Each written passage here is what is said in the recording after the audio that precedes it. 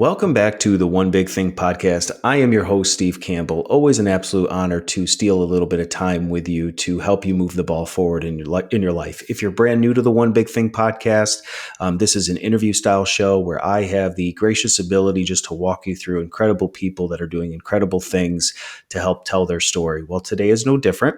I have my guest, Dana Caspersen, on. We're going to spend a little bit of time, for those of you who may not know her but should, a little bit of her story and what she's learned. So I want to get right into it and welcome to the One Big Thing Studio podcast, Dana Caspersen. Dana, welcome in. Why don't, for those that may not know you, why don't you take a few minutes here at the beginning, introduce yourself and let people know kind of who you are. Yeah, thanks so much for the invitation. It's great to be here. I am coming to you today from a couple of different angles in my life. The last, let's say 40 years, I've been working also as a performing artist in the field of dance, as a creator and performer. And in that time, I worked most of the time in Germany in a traveling company that toured internationally. And that was a very creative space. It was a place where people collaborated constantly. Things were changing all the time. We were finding new ways for things to happen that had happened before. We were finding ways for things that happened before to happen again in a different way. And sometime in there, I started to notice how much damage was done when conflict became destructive. And there happened to be a lot of conflicts that came up in different areas of my life. And I recognized that I was like, there has just got to be a better way for this to go. And I recognized that I didn't have the skills, or I just didn't understand what was happening. I didn't know what to do. And at that point, a friend of mine dragged me to a workshop. They were like, you have to come see this guy. It was Marshall Rosenberg who started nonviolent communication, which is an approach to dealing with conflict. And I went there and I really had like a literal aha moment where suddenly I couldn't speak. And I've never had that before since, where I was like, I see, it doesn't have to be this way. Like there's literally another way to do this. And that was the beginning of my own practice of starting to think about, okay, what am I doing? What's the impact of what I'm doing? What are my communities doing? What's the impact of that? And I practiced on my own for a while. And eventually I started to notice how when the attention that we give in conflict shifts from the attack defense arena down to this level of what really matters to people. Because people get into conflict because something matters to them. When we shift the attention down there, even if only one person can shift the attention, it starts to unfold what's going on in a much more beneficial way. And I eventually started to study more and more. And then I went and got a master's degree in conflict studies and mediation. And so for the last 12 years or so, I've been working often at the intersection of choreographic design, which means how does the way we set up situations shape what happens inside of a situation? And that can be physically, that can be in terms of time and tempo and space and invitation and all kinds of different categories. At the intersection of that and of conflict thinking.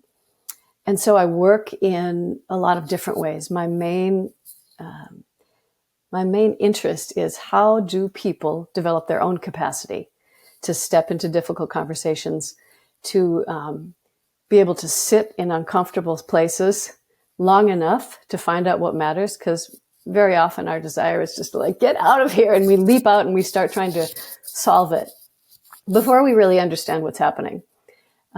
So developing that capacity to be present in a way that is constructive by finding out what matters, holding those things together, and asking questions like, all right, what would it look like if we did find a way forward? So developing that curiosity in difficult spaces. And I work with people in a lot of different ways. So I work as a coach with individuals. I work as a trainer. I do a lot of training. Actually, during the pandemic, discovered that training online and with conflict stuff works really well.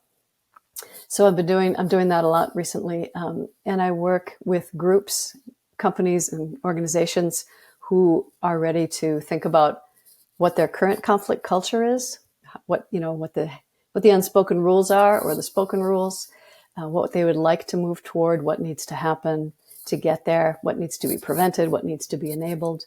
How is that impacting individuals and the organization, and what kind of work can happen in the individual and in the organization.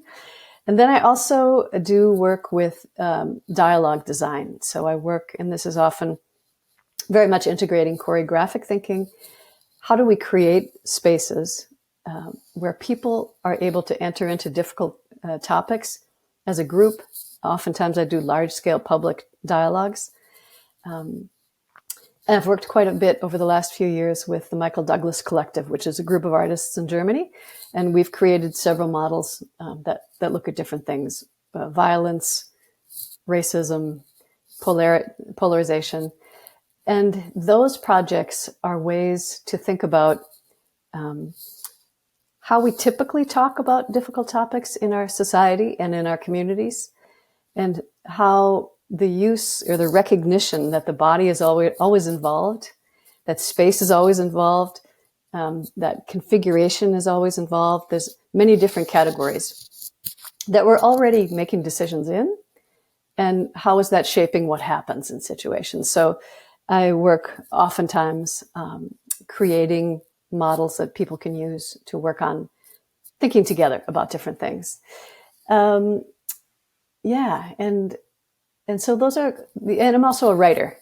So I'm interested in also how can people have things that can help them practice. So how do people practice on their own? So I wrote a book called Changing the Conversation, the 17 Principles of Conflict Resolution. And the goal of that book was, how do I write the shortest book possible that is useful? So because a lot of people don't want to sit down and read a giant book about conflict resolution. So this book is oriented toward ways that we can check back in. Like, for example, I've been working on a set of cards that come from the book. So, for example, principle 1 is don't hear attack. Listen for what's behind the words. And then the book is also organized that it has anti-principles, because I find that's often helpful. It's easy to say, like, don't hear attack. But then to notice, like, what is it when we're doing? The anti-principle would be hear attack, ignore any additional information that's being offered. So often we do that. We just hear the attack because attack is so seductive and so obvious, and we start responding to the attack.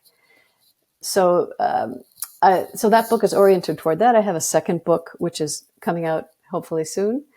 And and I'm working on things that people can use, like these decks of cards. I'm making a practice book. So that's another way I really enjoy writing and creating things that people can use to practice on their own.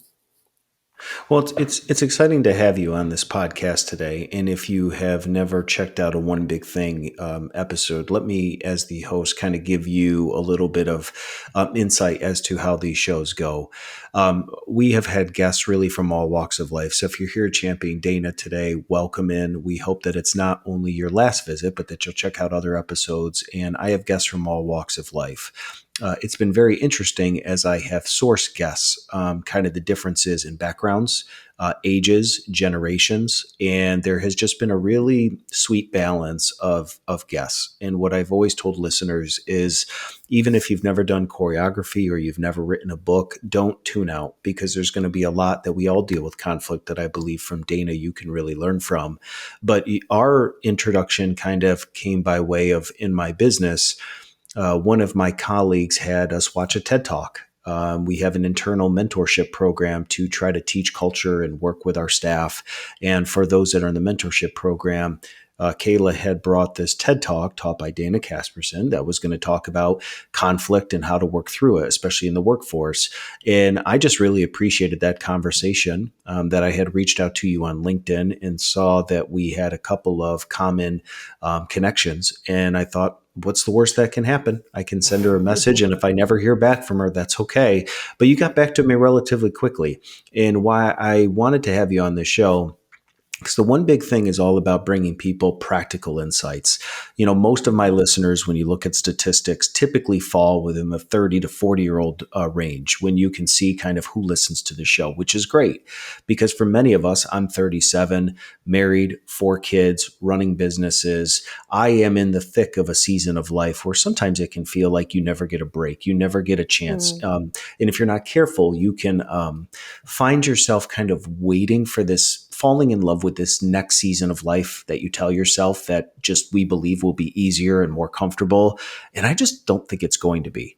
And Mm. so part of my goal as a host is to make sure that listeners don't throw away life waiting Mm. for the next season or waiting for the next chapter, but learning how to gain insights that can help you thrive, whatever season you're in, whether you're with children, without children, whether you're at the pinnacle of financial success or barely getting by, whether you are in a career for a life or you have literally spent years going from job to job to job.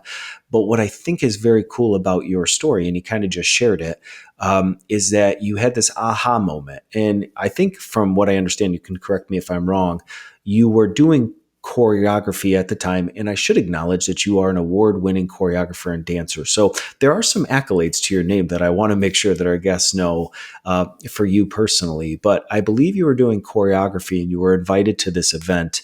And this light bulb went off about conflict. And I don't know if conflict was really anything that you were engaged with or more just curiosity sparked that you came in because of your passion for dance, but learned about conflict management. And is that kind of what I heard from you? Yeah, exactly. I was a full-time performer and creator at the time, and experiencing a lot of conflict that really wasn't going well. And at that moment, when I heard Marshall Rosenberg talking, I suddenly felt I understood that it would be possible to do it differently. Yeah. Well, and that's why I want to park there for 1 second, because I am a huge advocate and encourager of people. A lot of my life has been a lot of things that just kind of happen that I don't really know why, but it's always worked Mm. out. And there may be people listening today that what you did was dance, what you did was choreography. But when that thing got you into a place that you really needed to be, a light bulb went off that sparked something that typically doesn't have anything to do with what you did for a living, but so stirred you in a way that you started down this path of discovery of how could you incorporate conflict with dance. And why I'm saying this is because I think maybe why people my age are struggling with the season of life that they're in is because what they do and the passion hasn't quite aligned. And, Mm. and they're hoping that when they just go do their job or their career, that they're going to have the moment that you described. But what I have found is for many of our listeners, they're doing careers that they never went to school for. So, like, how do you Mm. make sense of that? I spent all this time going to a university, getting a degree, and I went to school to be a teacher. I don't teach at all in a formal sense, but I teach every day in another way. So if you just looked at my resume and track record, it doesn't make a lot of sense for what I set out to do. And I think there's a lot of people that are in that state, which is they're not quite sure of what they're doing today. They're trying to make sense of it. But what's great about your story is you're a little more seasoned. You've been along farther in now kind of sharing backwards lessons that you've learned. Your passion or your level of discovery with conflict management just happened because you went to a particular place and you were intrigued by what you heard. And so what I always try to help on people my age understand is the big the big things in life, the catapult moments, typically aren't planned. It's just you go about your day, you get an invitation to a thing, and you go and you do it. And then it's almost like this epiphany happens of like, this is what I'm supposed to be doing. And so I think what's hard is so many young people are trying to constantly strategize how to change the season of life that they're in and how to make the right move in their career or do the next thing that will give them a sense of peace and passion. But what Mm. you're saying in your story is you just happened to be invited and went to a thing that launched you into writing books. And so like I'd love to kind of unwind that a little bit Mm. because that's the part of the story that I love is Mm. life is not always neat. Life doesn't always follow a linear path. You set out for school and you do these things, you get married, you have children, and you're just happily, the rest of your life. A lot of times the people that I see that are shaking the world up and making a change and influencing others, if you actually peel back the onion of their life, it just kind of like happened because they were in the right place at the right time and they heard the right message and they did something about it. Mm. How could you maybe inspire or encourage a listener today that is maybe in that path of feeling like, is there something different, or they're curious to know like how, like what steps did you take to kind of combine conflict with dance? So take it Mm. wherever you want if that resonates with you, but Yeah. I think this is worth kind of sticking on for a moment. Yeah, for sure. So, whatever, how many 20 years down the line here, what I'm recognizing now that folds back to that time, but I didn't see it then, is that if I think from the perspective of conflict, every conflict is proposing constructive change. So the tensions of the conflict itself are like a map that say, here's where this thing is happening, here's what's impacting it, here's what it means might be possible. So possibility is contained inside the tension of the thing that feels horrible. Because it wouldn't feel horrible if there weren't tensions, and the tensions wouldn't be there if there was something that you wanted that's not being met at the moment. And so inside that, this whatever situation you're in that feels like this is not it, I don't know what's happening, I don't know how to move, that you already have a map of what you care about that can guide you when you start to move out in different directions to help you understand, is this feeding back into what my spirit needs, let's say? Um, and inside of those moments, so for example, I went to that workshop. I was like, I actually literally went up to him afterwards and tried to say thank you, but I couldn't speak. And I burst into tears. And I'm not a person who bursts into tears very easily, but something hit me so hard that I was like, okay. And now I recognize what it is that I understood that we're already always in a practice. So wherever you are, you're already practicing something every day. And that practice is entirely up to you. And what you choose to do every day determines your mindset and determines what you're capable of choosing in stressful situations. So that, for me, connects dance to conflict, because a dancer, I think of them very similar. The ways dancers practice is they don't say, okay, I'm going to learn this thing, I'm going to get it perfect and be done. Because the body is adaptable. It builds on what is done. What you do the most is what it's able to do most fluently. It unbuilds what you don't do.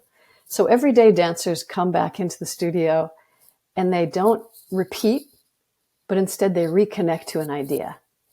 So there's a physical idea, and I'm reconnecting to that idea every day. And it's not about getting it perfect. It's about understanding how I can access those ideas even in stressful times. So what I understood at that moment where I suddenly couldn't speak was that I have the capacity in myself to start practicing something different. And if I practice something different, I'll be more capable of moving through these difficult situations I'm experiencing. Yeah, And yeah, go I ahead. think what I heard from part of your story, and maybe where the difficulty is when you're a dancer and your performance is however long down the road, every day you practice preparing for that performance, and no one sees the background of leading up to it. They just get to be a consumer and enjoy the dance. But when you are a human and you're married and you have children, every day you have to perform. There Mm, is no practice because you are always constantly in the thick of it. And I mm, think if we're not careful, we can misdiagnose what is actually happening. Where, for my wife and I, our kids are so young and they're so moldable. They're mm, wild. And it's very easy as parents to feel like, are we doing something wrong when they don't mm, listen? Or, mm-hmm. our big thing that, we struggle with right now, which is also a blessing at the same time, is when they're in school, they're fantastic. They're well behaved. When they're at church, they're well behaved. every authority figure that we ever talk to that watches our children says you have the best kids. And yet, if I had a webcam on my head at night of what takes place when they're not in those areas, work can be going extremely well. My marriage can be going well. But as a parent, I feel off because the thing that I'm practicing or performing every night is not working in the way that I want it to, that it almost creates inner conflict with yourself. And you don't want to complain because, again, if you're not careful, when you're in this season of life with kids, every relationship with another couple or sets of couples can be almost a therapy session for how quote unquote bad your kids are, or did I tell you what my kid did, when it's not even the life breathing relationship that it should be, of a friendship, of building each other up. They're more just opportunities for us to share the things that we just wish were different. And so I think what I'm kind of hearing and what I'm excited about that you're bringing to the conversation is that conflict is inevitable, but there's mindset, there's choice. So how do we get an individual, and there's always layers to it, right? So when you're an individual, you're an individual. When you're married, it's you and somebody else. So it's not just you making decisions anymore. When you bring children into the world, it's almost like 3 layers. You don't even have time necessarily to always work on yourself because of the demands of raising children. So by the time you've done that aspect of your life, then you get with your spouse and maybe they bring things to your attention that need to change, or communication things. So now you feel like, I'm exhausted from raising kids, and now you're telling me that I need to be different. This is awesome. Thank you so much. And then you finally get to yourself where you're like trying to make sense of maybe failing as a parent, which isn't true. No one is. Parents, let me give you a little grace. You're not failing. It's just hard, right? You're not failing. In your marriage, you're with your best friend, person knows you that better than anybody else. So they're going to point out things because it's a safe space. But then you're by yourself. So you're by yourself, in the car, you're by yourself at work, and you have all of these competing emotions and feelings of thoughts of things that you've dropped the ball on, or, a spouse saying that you need to change in a certain way, and it sticks with you. Those are all conflict. So how do we, from your world of writing books and teaching workshops, how do you begin to make, if you sat one of these parents that listens to the show in front of you, like how would you even begin to unwind the constant battle that they face every day of being in that performance mode as a parent, as a spouse? Yeah. Sorry, Yeah. that's really loaded, Dana. I am sorry. No, That's so loaded. This is good for me. Yeah, this is such an important space because it's so challenging to be a parent. And it's, as you say, it's so relentless. It can feel so relentless. And what I heard one time a story, one of my teachers told this story about how when he was learning, he started writing things down on a card because he flipped out all the time on his kids. And he was like, I just have to find a better way to not flip out on them. And so to step back a minute, what I mean by practice is not that you need to like buy into some new way of thinking about conflict and then, get the book and do that. But instead to notice, okay, oh my God, what am I paying attention to daily? What in the kids am I paying attention to? Am I utilizing punishment and reward as tools that are tools of control? Or am I shifting my attention to expressing what matters to me on the level of what I need, what I'm interested in the situation? For example, I want a situation where everyone is able to agree to a plan. I know little kids is tricky, I know, but that there's some kind of a common understanding of what we're planning to do, for example. That's an interest, as opposed to, I want you to get into your room and clean it up right now. So to notice the difference between what you need on a deeper level, which, for example, I heard you just now maybe naming, you need space where you have time for yourself as an individual and as a couple and as a parent, what it means to have needs, and then these interests, which are in the situation, which is, in the household, I'd like us to have agreements that make sense enough for everybody that we're able to some degree to stick to them. And then there's strategies, like go to your room, clean your room. that's a strategy that's trying to meet those other needs. And so the story that my teacher told me was he had written down on a card for himself a little thing that said, for example, I'm feeling really frustrated when I see that you didn't clean your room, because it's important to me that when we agree to something that we all are able to agree to it. I want to understand what's getting in the way of that, and what we can do to make it so that everybody really can stick to the plans that we make. Can we sit down and talk about that?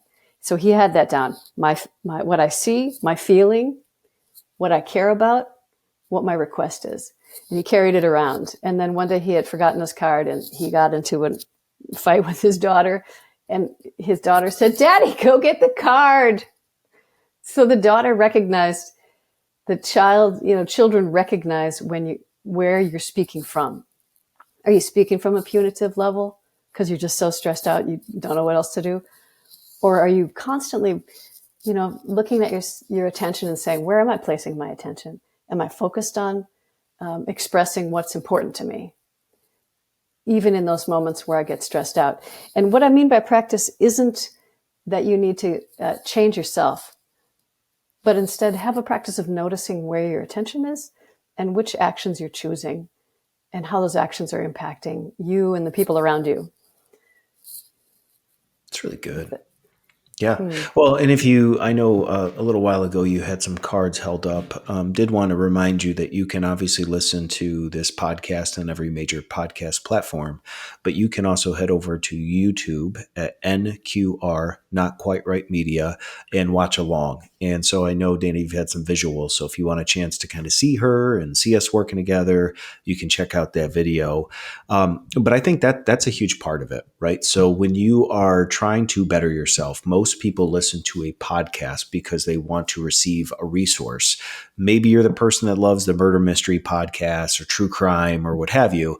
But when you make podcasts, you have to categorize what type of show you have. And this would be considered an educational, self-help, how-to kind of podcast. So if you're on this, you're probably here because, one, you want to champion Dana, but also you're hoping that some way, somehow, she speaks to some area of your life that you're like, that breakthrough aha moment that she had, you can have. And I believe that can happen.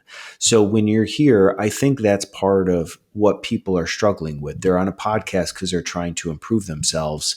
And again, maybe one area of their life or two or three is going extremely well. But when it comes to being a parent, they can run the greatest business meeting all day long and have people at work that champion them, or customers or clients that love them. But when they come home, they drop the ball a lot. They drop their ball a lot because they get to a point where they're raising kids or even with their spouse where tensions are high. They're feeling worn out as it is. Maybe it's because they gave themselves all day long to other people, and now they're in the safe space. They're in their home. Their guards are down. And when your guard is down and you have kids that expose parts of you that you just don't want to admit are actually there, most young parents would have never imagined, depending on what type of parent they had, that they would ever raise their voice, spank, threaten, escalate a situation. It's so easy as a parent when you're in the midst of something to throw out these crazy extreme statements that you can never actually back up. Like, if you don't go clean your room, you're not going to go to grandma and grandpa's house ever again. It's like, there's no way that you're like, but you're hoping that they're going to be like, okay, I'm going to go clean. And then they don't. And now you're like throwing out another Hail Mary being like, well, if you don't clean, I'm throwing all your toys out. You know what I mean? Yeah. And then your kids start to pick up on that, whether it's, your friend that had the card or whatever. Our kids notice things in us. So when I hear from listeners a lot, they're like, I just need more when it comes to parenting, when it comes to being married. And I think what you're sharing is just like, how would you even begin to, if we're all being honest and we close our eyes and we think about that relationship in our life that is a place of pain sometimes or is exhausting, what is that for you as a listener? When you close your eyes, is it just being a parent? Is it just right now things between you and your spouse aren't where you had hoped that they would be? Whatever it is, be honest with yourself. How would you, from your experience in what you've done, how would you even begin to give someone practical steps? Because if you've been feeling this way, most likely you didn't just show up at this podcast listening and this just started today. This has probably been a period of time that you've been feeling a certain way and you are actively trying to get out of it. How would you even begin? And I know there's no, silver bullet or magic steps, but what would somebody like this that's feeling this way, what would they need to do begin to maybe unwind some of this? Mm, yeah. First, I just want to give a little tool. There's a great book called How to Talk So Kids Will Listen and How to Listen So Kids Will Talk. That is a fantastic book. It also has visuals in it, and I would really recommend that to parents. So one first step, I think, can be to recognize what the conflict culture is in your family. If there's been a lot of shouting happening, to be transparent about what you're looking for, and to say, for example, to sit down and say, okay, let's have a family meeting. So we're going to take a moment out of time when we're not already stressed out on the way to the car. Nothing happened, didn't clean the room, you're not going to your grandparents. And instead say, let's have a family meeting for 10 minutes. Okay. I've noticed that we're shouting at each other a lot. And I don't like that, because it's important to me that we have communication that feels good to us all, and that we're able to talk about things that matter. And kids understand that. They feel the tension of shouting, for example. And if you create a space that's like, this space for this 10 minutes is for us to talk about how we talk about stuff. And to know that conflict's going to happen. Like you say, conflict is inevitable. And to actually have a plan for it. And it doesn't mean the plan's going to be perfect, but it can be as simple as saying, let's sit down for 10 minutes, have a family meeting. Let's talk about what we don't like and what we like when we talk to each other. And then if we find ourselves shouting again at each other, we can have some signal, for example. Oop, we're shouting. Okay, what was our plan to do when we're shouting? So that you have something that's between you. So it's not like you're on opposite sides of this thing, but you figure out, what is the question between us? Is it like, what will we do when we're stressed out and we're still trying to talk about something? We find ourselves shouting. Okay, our plan was that we're going to take a step back. We're all going to be quiet for 10 counts. We're going to exhale slowly, get our parasympathetic system back online. And then we're going to try it again. And we're going to focus in on the level of what really matters to us and try to connect at that level. And even if it's not perfect, if the kids know there's an intention to have a way of being together, it can help them also trust that, for one thing, that they can't just get away with stuff, but also that they have a place where if they're unhappy about how things are going, that they can also say something. And maybe it becomes a regular thing, like we're going to have a weekly 10-minute meeting where we talk about how it's going with how we communicate, for example. That's a first step, is to recognize what the culture is, to identify what the culture is that you want, and then to keep checking back about it. So not to assume that you're going to be like, we got it. Like a dancer can't say, okay, good. I have that turn down and it'll be down forever. Every day we need to go like, oh, I'm falling out of the turn because I dropped my elbow. Let me see if I get back. Let me try that again. That we're in practice with each other. Like you say, it might feel like a performance that you're failing, but in fact, it's just this ongoing kind of circular practice where our spirits are being shaped by what we choose to pay attention to, what we choose to respond to in the other person, and what we choose to offer them. Well, and I think your analogy that you just gave is even helpful for myself as the host of the show, because I think sometimes we can assume, maybe wrongfully, that because we had a conversation that from this point on, we're all on the same page. In your simple, analogy of dance, that, even if you feel you got the move down, you still have to keep practicing it. I think maybe that's where people have a disconnect. It's like, okay, I listened to the episode. I sat my family down. We had a 10-minute meeting. Everybody said, we agree. Good. And then 2 days later, we went right back to shouting. And it's like, are we broken? Mm-hmm. And Yeah. I think what has helped my wife and I, which is what you said, if you are tired of being tired, you probably have to do something differently. Mm-hmm. right? We can all acknowledge that we're tired, we're worn out, or you're living your best life. This is not a somber podcast. It's just being very honest with a lot of people I talk to that don't always have a space to talk about the struggles that they have internally in their marriages and as parents. But if you are getting up, getting your kids out to school, bringing them home, making dinner, it's chaos, getting them ready for bed, it's chaos. And then you have 1 hour to yourself at nighttime, that you're not living. And you can't assume that you just get a good night's rest and your kids are going to have this epiphany while they sleep of, you know what? I should probably listen to my mom and dad tomorrow. But if you want to have change in your life, then you probably have to start to begin to implement different rhythms and routines to life. And this was something that a book that my wife and I had read together, which had just talked about some of the most chaotic parts of our day are getting the kids off to school in the morning and then putting them, down to bed at night. And it was just chaos. And this book had basically championed that children actually do respond well to routine when it's consistent. They go to school, they have organizations. And if you will begin to make them not punitive, but opportunities, and the hard part maybe is the age of your kids and the maturity level. But if you will begin to implement certain rhythms to life, we're going to meet for 5 minutes in the morning before school and talk about one blessing that we each have in our life. We do at dinner time, we do what we call pits and peaks. So this came from a neighbor of mine who did it with my kids, and it's stuck for the last year and a half. When we sit our kids down for dinner at night, we say, give me a pit and give me a peak from today. So obviously a peak being something that happened that was really great, and a pit maybe something that wasn't so good. And what it does is it gets kids to talk.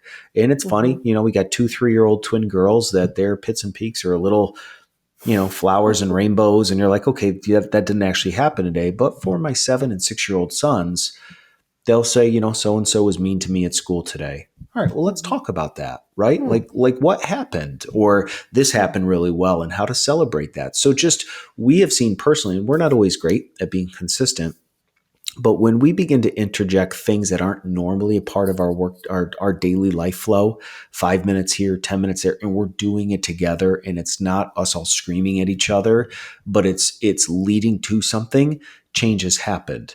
But I guess I'm curious from your background, what does happen? Because our family meetings, let me give you an inside look at what those look like.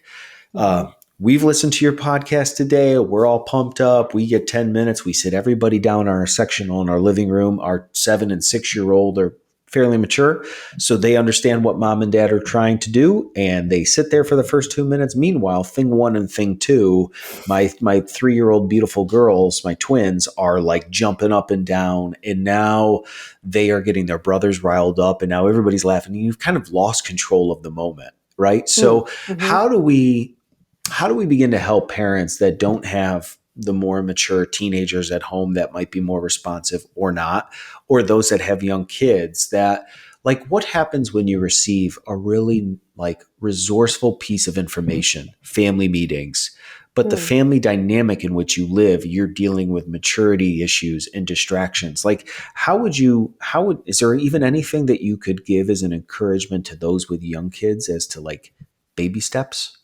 Yeah. Yeah. So to match the energy of the kids, like you say, the pits and the peaks stuck with your kids because it matched their energy on some level.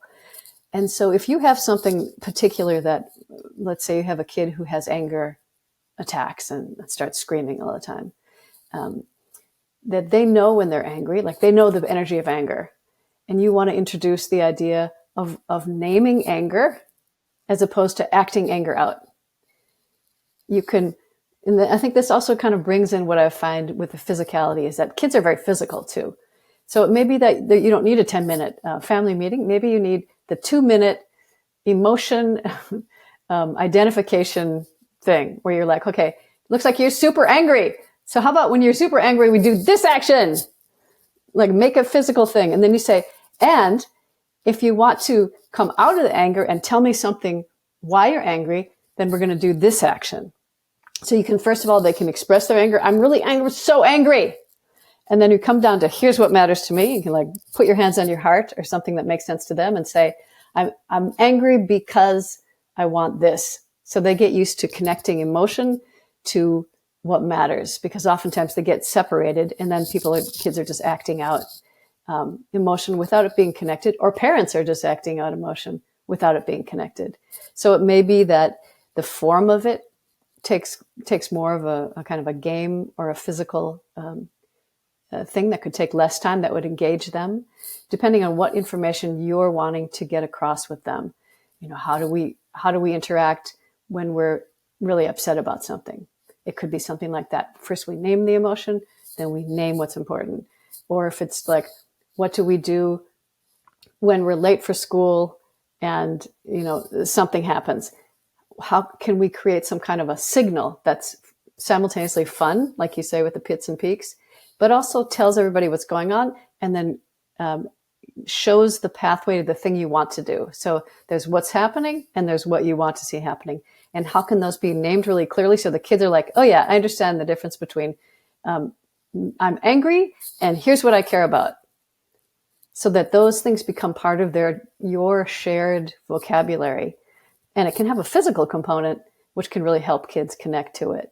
So that can be the kind of things to notice that you might need to adapt whatever that space is where you're essentially talking about mechanisms. Kids don't know what that means, but you do. That might have to take a different form for the shape of your own family and the age of the kids. But as long as there's some kind of a space where it's about like, this is a moment at a time where we're talking about how we do us, how we communicate, what we do together, what's not working, what's working.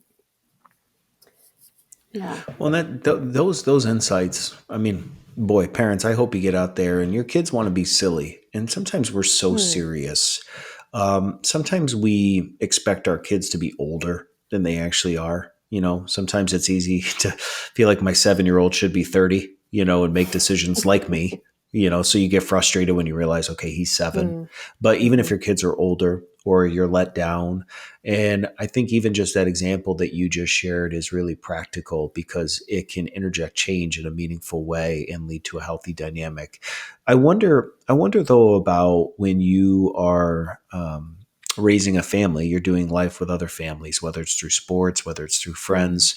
Do you ever encourage, people to get together and have shared values with other couples and families? And, because you can train your kids in, a certain way. And let's say you start to get real breakthrough in your family.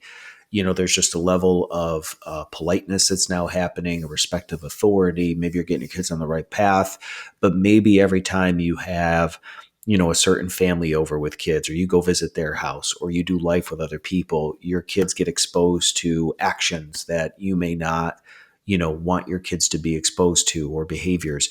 Like, how do you also work with people that may be dealing with conflict, as we would call it, with the way that, other people are raising their kids, or even family members? You could have siblings that raise their kids a certain way.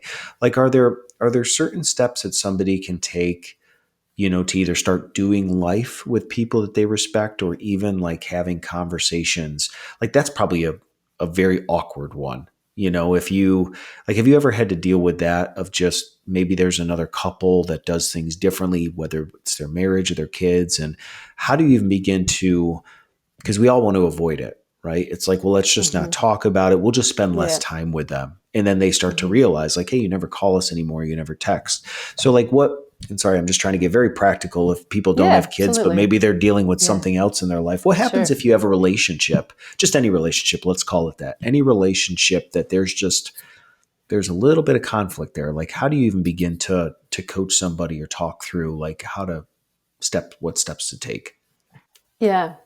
So I'd say the first thing that I think is abandon any attempt to change anybody else, because it doesn't work.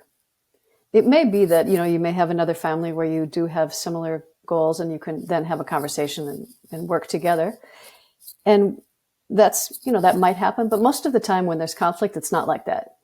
And what I find also for the kids is that it's not about protecting the kids from seeing anything else, but rather building up in them the strength to notice what they're doing, the impact of it, to notice what other people are doing, the impact of it, and to make conscious decisions based on that. So it may be that another family has, behaviors that you don't like.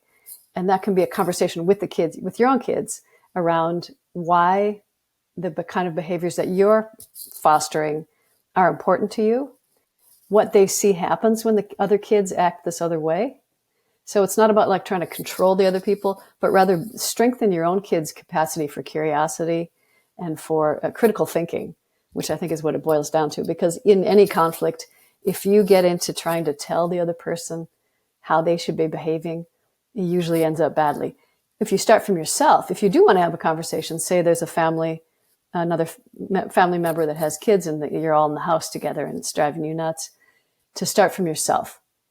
So rather than saying your kids are out of control, they're driving me crazy, to start from yourself and say, I'm finding myself getting kind of nervous and frustrated here because I really see that we have different ways of working with the kids when there's conflict coming up. For example, what's making me, I'm getting nervous when I see this happening, because it's important to me that, for example, the kids are able to be polite when they're asking questions, let's say.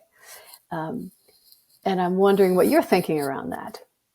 I'm not sure if I'm understanding what's going on currently in the situation, but I want to understand.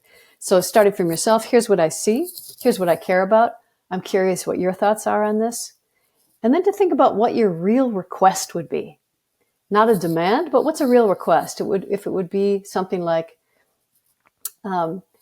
it's important to me that when we're in my house, that people talk to each other in a way that feels respectful and feels polite, which doesn't mean we can't talk about things we disagree on, but how we do it is important to me. And I'd like to know, would you be willing, when we're here, to interact in that way? And if they say, no, that's ridiculous, you're trying to control me, then you have a clear answer. Then you make decisions. Okay, then what's my decision to make? Do I want to spend time in our house with them, for example? Yep. Well, it was a conversation that came up on a prior episode. One of my good friends who is a pastor at a church, we kind of delved into this episode because I think today in 2023, it's never been easier to use the word boundaries in a way that's like almost unhealthy. So what I've discovered is a lot of times people will use this word boundaries when they're upset with somebody or something that they've never actually addressed. So when you ask people like, hey, when's the last time you saw your parents or you saw so-and-so? It's like, oh yeah, we don't see them anymore. We had to set up a boundary. It's like, oh, what happened? And it's like, well, they upset us. I'm curious. So I'm like, did you talk to them about it? And they're like, well, no, we just decided that it was necessary to not spend time with them. So like because that is practical. You hope that every conversation is life-giving and you sit your friends down or whoever the person you have conflict is and you say, it is important to me to have peace in my home. And they go, you know what? I am so sorry, Dana. I did not realize that. Let me change my ways or let me be better. Whatever it is. Like we always hope that there's some convergence point where, we can come together and have mutual understanding. But what happens when it doesn't?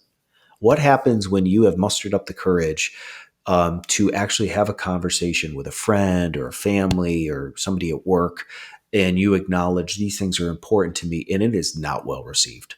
Or in the moment, it's very passive of like, okay, that's great. And then, a few days later, they come back to you after they've had time to emotionally deal with it and they unload on you. I mean, how do you also, because I do believe in boundaries. I didn't say all of that to say it is not important sometimes to set up boundaries, because it is. But there is a very delicate balancing act between you've actually taken steps trying to address something, giving permission to the other party to understand how you're feeling, and it wasn't received. So you've discovered that it is important to maybe set up a boundary because you've tried to acknowledge it, versus just you don't like conflict, so you're very passive. You just don't say anything, and you know what I mean? It eats you inside. So you just decide that it's better to say, we've set up a boundary against this person, but they don't know that. And they've never been a part of that conversation. So they just feel like, what happened to our relationship? What do you do from your world when you've had a conversation and it is not well received? What are there steps that somebody can take to not feel guilt and shame of maybe it is time to stop a relationship? Yeah, so I think that it gets to a really fundamental question, which is what is the question between us? Sometimes if I just say to you what I think you should do, or I want your kids to do, I'm taking my strategy and telling you what it is. But maybe I don't understand what you're thinking. I'm on the strategic level, and that's very easy to get into fighting back and forth. This should happen. No, this should happen. Um, and if a conversation, let's say a conversation went poorly, then you can consider to yourself, what is the question between us? And is that the question that we were addressing? Or were we stuck on some kind of a strategic thing about what should happen?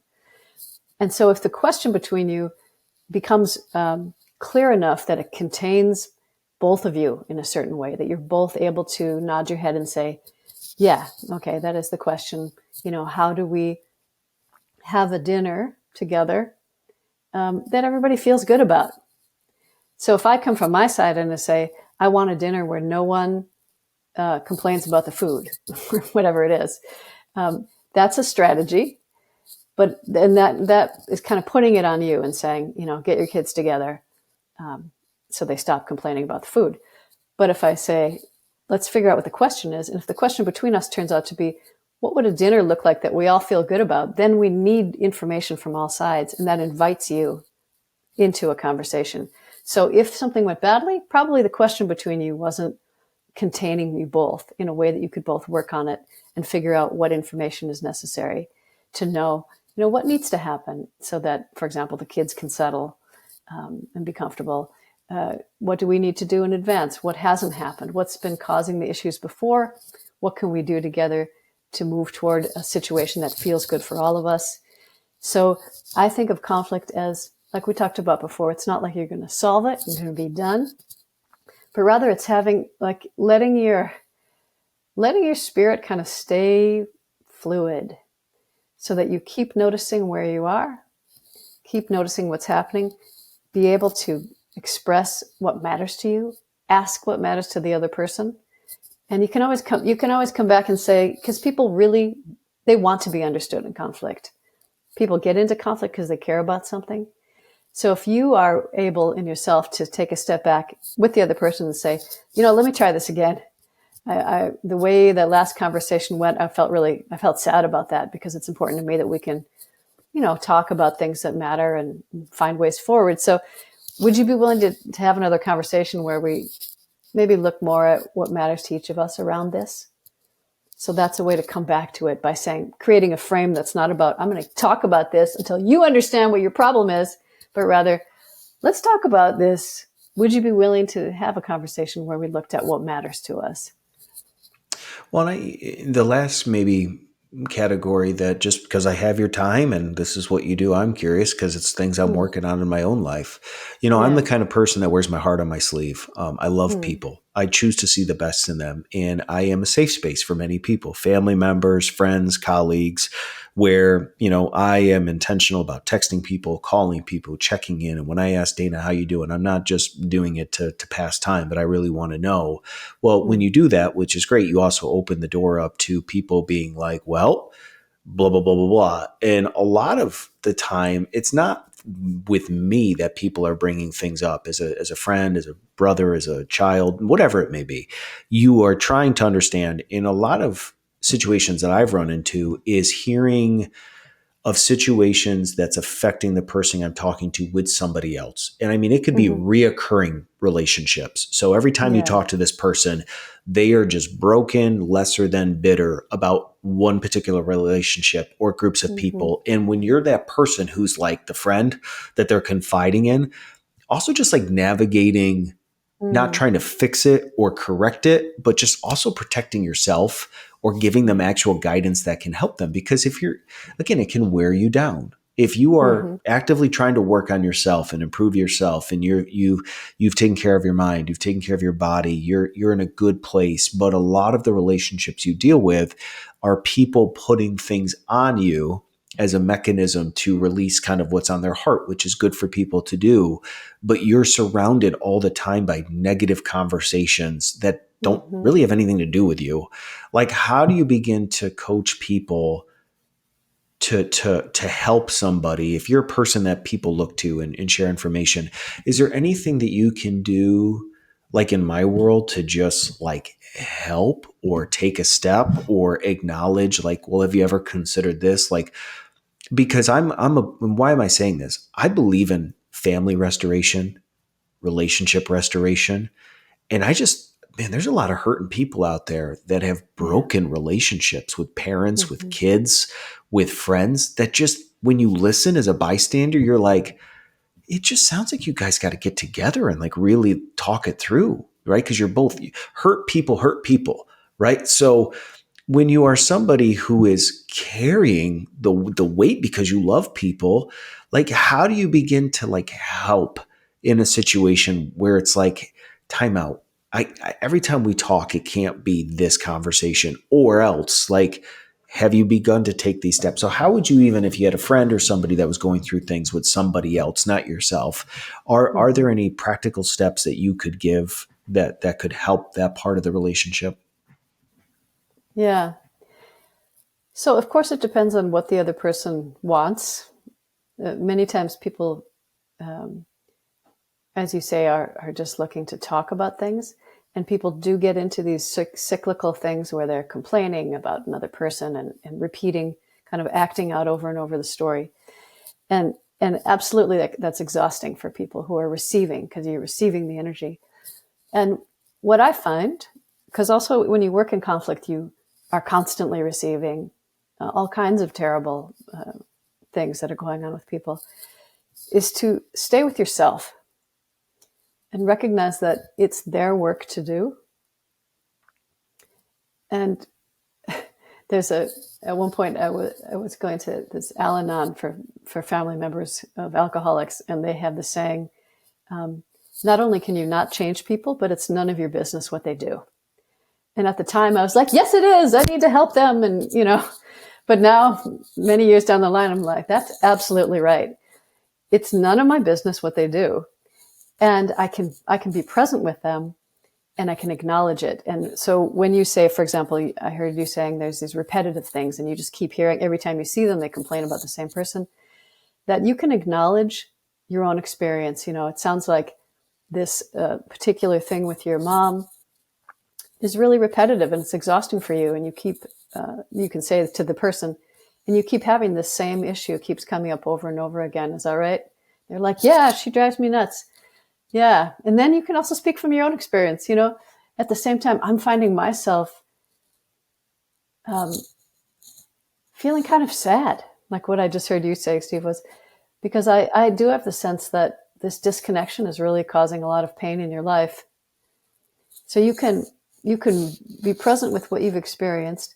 And if it does continue over and over to happen, to say, I find that I, I'm having a hard time continuing to talk about this because it feels so repetitive. And I'm wondering if you're interested in thinking about ways to shift things so that if they're like, no, it's impossible, then you can say, you know what, I think I just can't talk about this, this particular thing anymore. I am interested though, if you're interested in thinking about different ways to go about it.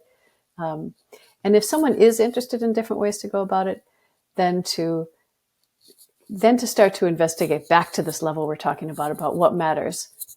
What do you think matters to you most in the situation? What do you think matters to the other person most in the situation?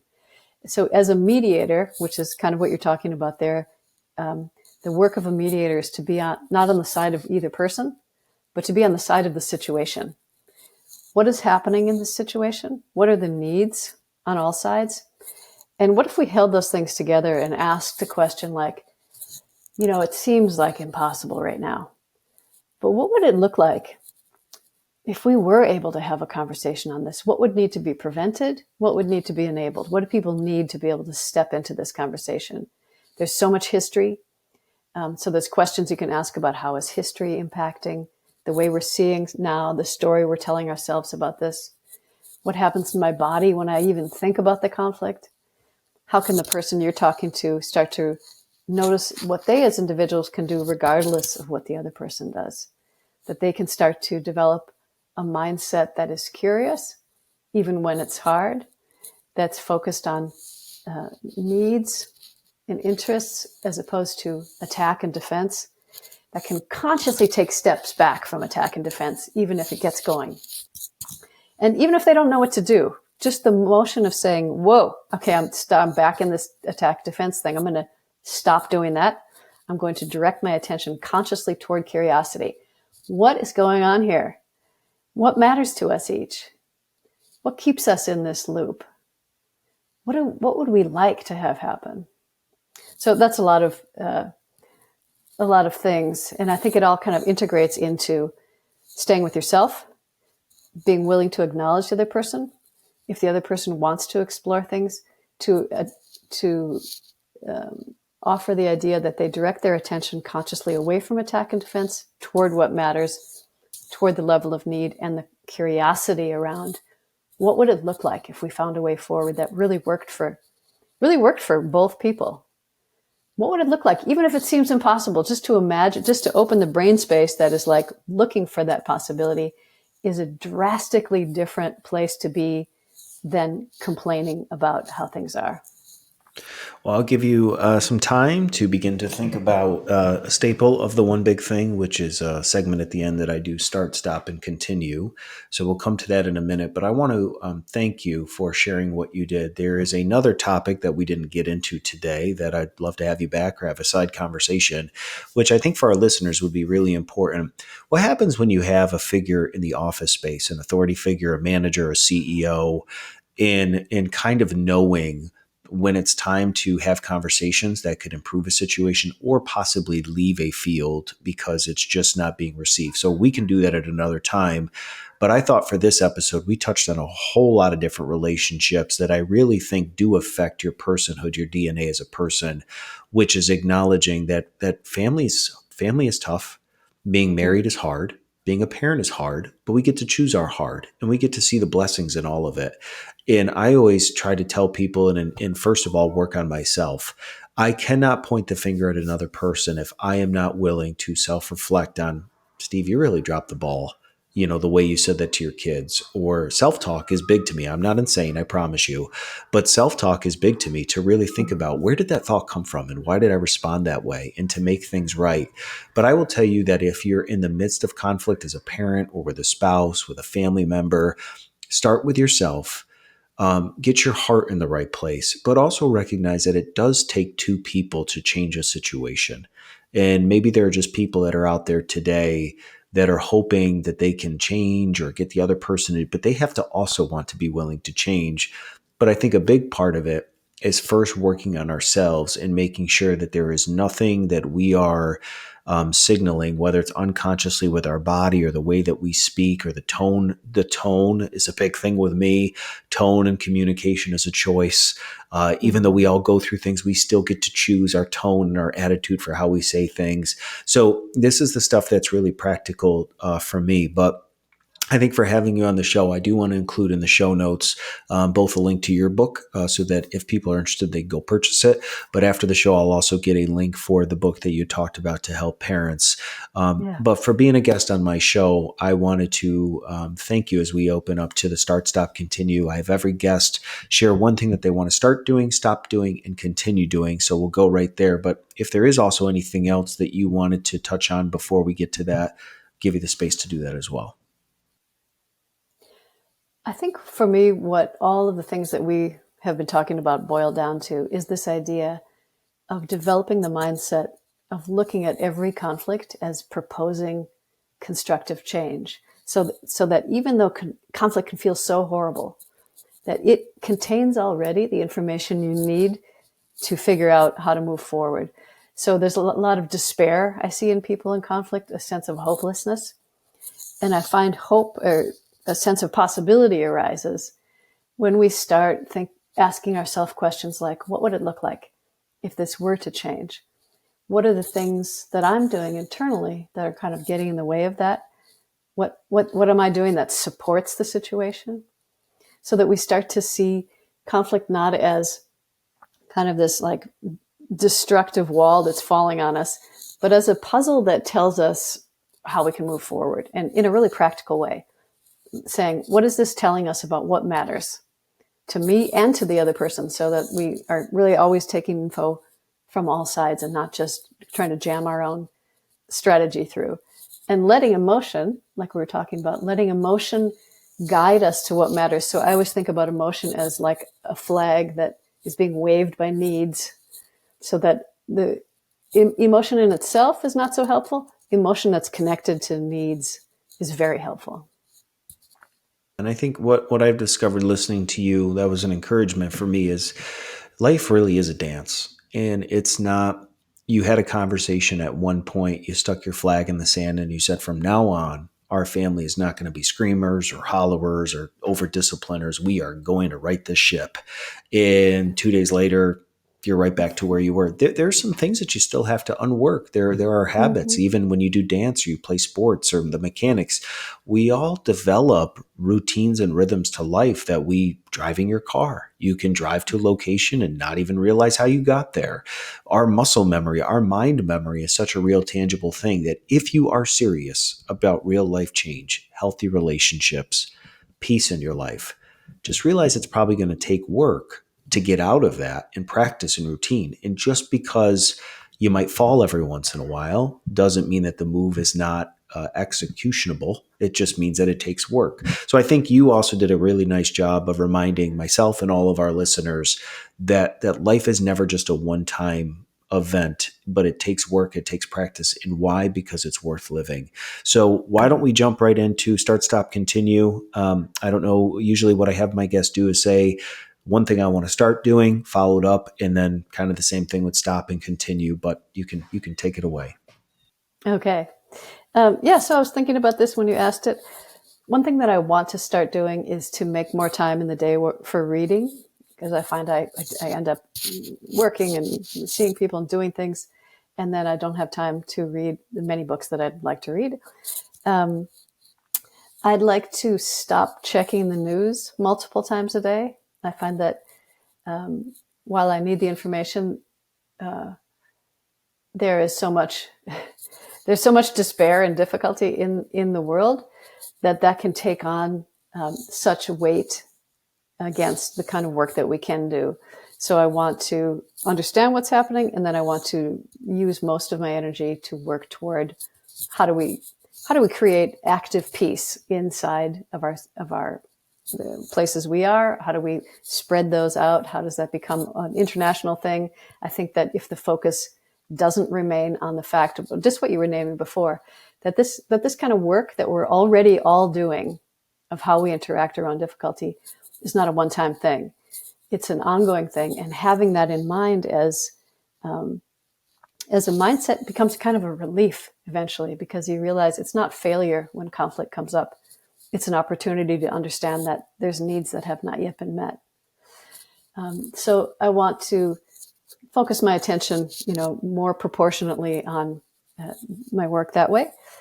And one thing that I've been doing over the last year, which that I'd like to continue doing, is to build ways to work with people over longer time periods. So, for example, just yesterday I launched something called a year of conflict thinking, where I'm working with people for a year as they work through whatever project they're on, as they think about conflict.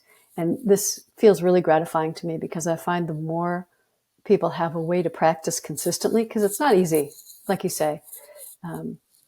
If you don't have people to work with or think with, that's why it can be really helpful with your partner to have a common practice where when conflict comes up, it's not like a disaster, but it's like, oh, okay, it's a conflict. What's going on? So to find ways to have longer arcs of work with people, that's something I want to continue.